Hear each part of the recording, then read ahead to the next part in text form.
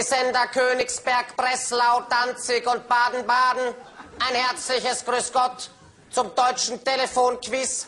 Hier aus dem TV, dem totalen Volksempfänger. Wir Moderatoren werden ausgestattet von NS und Mauritz. Die Telefonnummer, um hier beim Quiz mitzumachen, ist 8 mal die 8 oder 4 mal die Doppel-8. Unsere heutige Frage lautet, wie heißt das Produkt der deutschen Henne? Wir haben auf die Tafel schon einmal die Lösungsbuchstaben aufgeschrieben. Allerdings sind die Buchstaben wild durcheinander gewirbelt. Es bedarf einiger Gedankenarbeit, um hier zur Endlösung zu kommen. Ich vertraue aber auf die Überlegenheit des deutschen Geistes. Bitte der erste Anrufer. Hier ist Özgür. Guten Abend. Aus der deutschen Leitung, Muezzin. Du entarteter Irrer! Nächster Anrufer, bitte.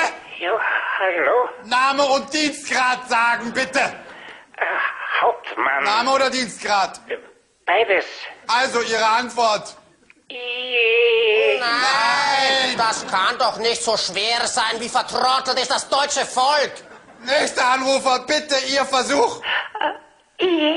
Nein. Um dieses Produkt geht es. So sieht es aus im rohen Zustand. Und so sieht es aus, nachdem es in der Pfanne war. Was suchen wir? Wie heißt das Wort, das wir suchen? Nächster Anrufer, bitte.